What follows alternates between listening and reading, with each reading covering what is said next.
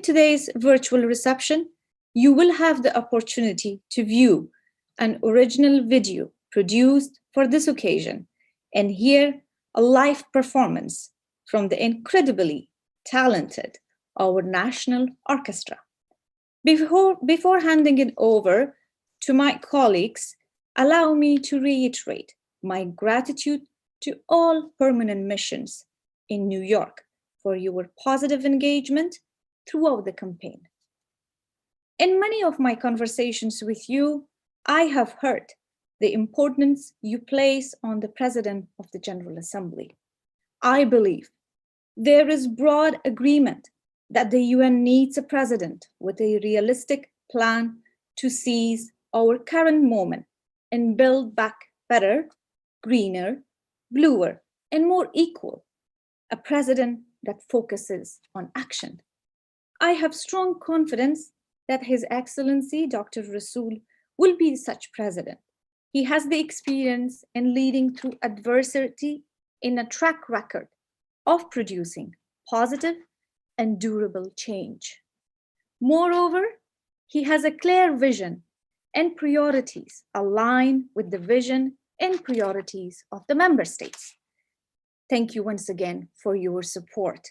Now I have the distinct pleasure and honor giving the floor to His Excellency Muhammad Hanif Atmar, the Minister of Foreign Affairs of the Islamic Republic of Afghanistan, who's joining us live from Afghanistan this late at night. Thank you so much, Ambassador. Bismillahirrahmanirrahim. First of all, let me make my apology that I just dashed out of a meeting focused on this third wave of the pandemic. I'm sorry that I am late, but I'm so proud to be able to participate in this live conversation. Excellency Minister Rassoul, Ambassador Raz, Excellencies, dear colleagues, Assalamu alaikum wa rahmatullahi wa barakatuh. Good evening to all of you, and good morning to my friends and colleagues on the other side of the globe. It's my great pleasure to join in this virtual reception live from Kabul. First, please allow me to extend deep gratitude from the people and government of Afghanistan for your support for our candidacy of the next UN General Assembly. Second, I would also like to thank Dr. Rassoul for being Afghanistan's candidate and his hard work to earn the trust and support of our fellow states partners. My special thanks to you, Ambassador Raz, and to your colleagues, and to Deputy Foreign Minister Naab and our MOFA colleagues for their excellent campaign efforts. Excellencies, dear colleagues, this candidacy and your support for it mean a lot to us. This happens because of a context in which our common humanity and shared civilization are threatened by our common challenges. The killer waves of the pandemic, the scourge of terrorism and violence, the continued degradation of our living environment, and the deepening poverty of a significant part of humanity will continue to require global leadership and cooperation from all of us, the members of the United Nations. Our country, Afghanistan, has been unfortunately suffering from the combination of all of these crises. We know the pain very well, and we are therefore fully committed to working with all of you, our fellow state partners, to address them.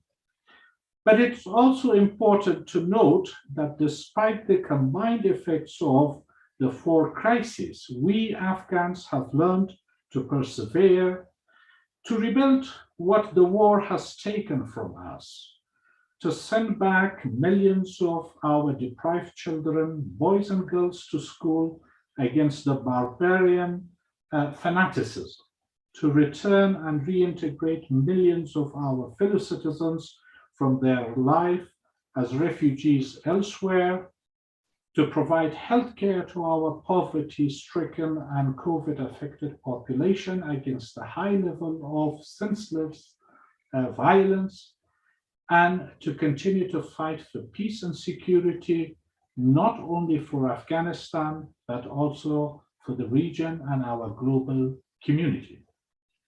In doing so, Excellencies, we have benefited enormously from the generous security and development support of our international partners, for which we are profoundly and eternally grateful. This is why Afghanistan wanted to have a candidate for the General Assembly of the United Nations, to work with our fellow state partners for our common good. And this is why Dr. Rassoul is committed to undertake the challenge. Excellencies and dear colleagues, we are absolutely confident that if Dr. Rassoul is honored to win the trust and support of the members of the United Nations, he will bring his enormous experience and dedication to help us work together for our common goals. He will spare no effort to make us succeed in the interest of each and every one of us. Afghanistan will be forever grateful for your support for Dr. Rassoul's candidacy, and I hope that we can count on your vote on Monday. Let me thank you very much in advance. And now I would like to give the floor back to Dr. Rassoul and Ambassador Raz. Thank you again, and my apology for being late. Thank you, my brother, Mr. Minister. I'm very grateful to all missions who have joined us today and everyone who has taken the time to speak with my colleagues and me throughout the campaign. It has been intense but rewarding few months. In total, I have spoken more than 2/3 of all member states and 12 regional and political groups. I have engaged with the entire membership of civil society in an interactive dialogue and released a vision statement. In my discussion with you, I have listened and I have learned. I have heard your priorities and your challenges and adjusted my vision, plan of action accordingly. You have taught me how we can together improve the United Nations and better use global governance to solve the most pressing issues of our time. If elected, I will continue to listen, learn, and consult. I'll be an action-oriented president with realistic goals and expectations. I'll work across divisions and seek consensus throughout discussions and novel solutions. I firmly abide by the principle of independence, impartiality, and integrity, and uphold the rules of procedure. I would spare no energy or effort in service of the Charter. I do not wish to take more of your time to reiterate my vision and priorities because you know them very well by now. So I just want to leave you with one message. If you entrust me with the responsibility to serve as the president of the 76th session of the General Assembly, I promise to do everything in my power to support our shared effort to build back better, greener, bluer, and more equal from the pandemics. We have no time to waste, and the General Assembly should be decisive in guiding the international community's effort to fulfill 2030 agenda. To do so, we must strengthen multilateralism, the United Nations, and the General Assembly as the world's most representative global forum. Reform will therefore be central to my presidency. We cannot hope to build back better without meaningful reform. To achieve change, I will work closely with the member state and the Secretary General to implement the UN 75 political declaration and promote other reform processes. In addition, I'll further advance my priority by adopting an inclusive, accountable, networked, experience-oriented, and gender and climate-sensitive approach in organizing and administrating the office and its mandate. Lastly, I want to extend my sincere gratitude to Minister Atmar and Ambassador Raz for their support throughout this candidacy. Their knowledge, expertise, and efforts have been invaluable. I also want to thank respective teams of their hard work. Honorable colleague, it has been a pleasure to get to know you throughout the campaign, and I hope to continue to build in our relationship if elected. I hope that I can count on your support at the election to be held on June 7th. I look forward to serving you as the President of the 56th session of the General Assembly. Thank you. Thank you, Your Excellency, Minister Asmar, and Your Excellency, Dr. Rassoul. Now I would like to have my technical team to play the video that was produced specifically for today's occasion. This is a very short glimpse of our cultural activities and work in Afghanistan. Thank you.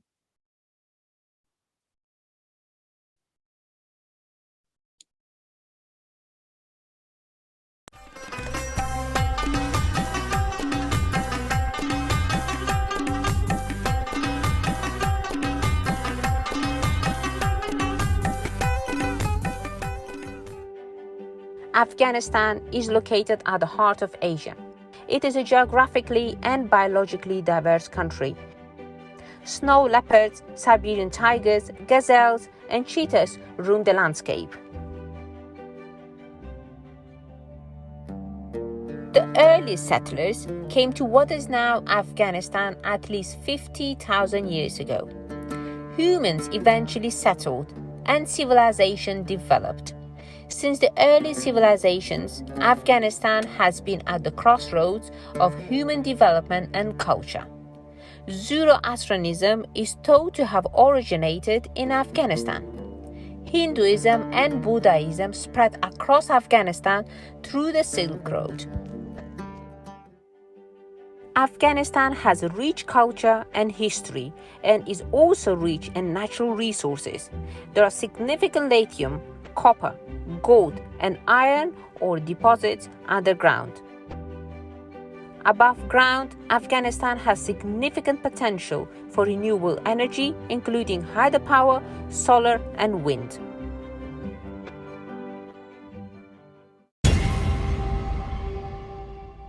"40 years of imposed conflict has drastically impacted the lives of Afghans. The Taliban regime plunged the country into darkness.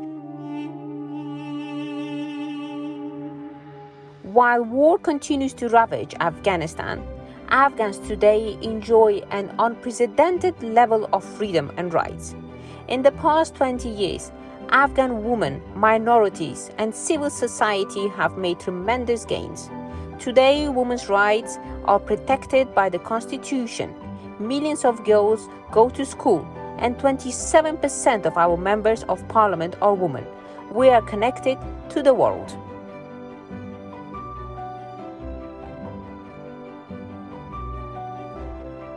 Our girls know they can become scientists, artists, business leaders, diplomats, and politicians. The Afghan girls robotics team was just recognized by Forbes in the 30 Under 30 Asia edition. Afghanistan's all-female orchestra has performed around the world. Afghanistan's transformation is the result of the UN's commitment and our partners' generosity.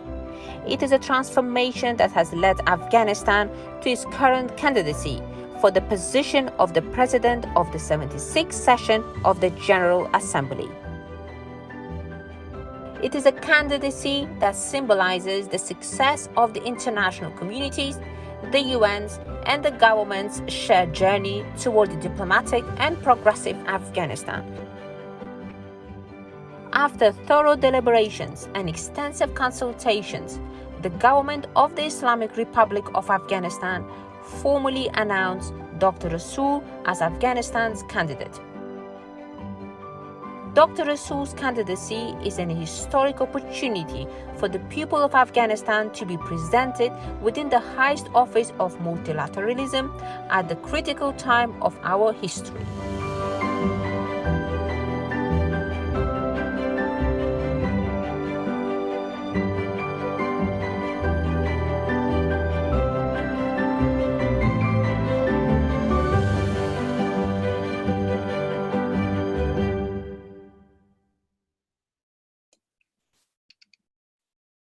Thank you, colleagues, for the excellent video prepared for this reception. And now I would like to have our national orchestra who are going to play for us live from Kabul right now.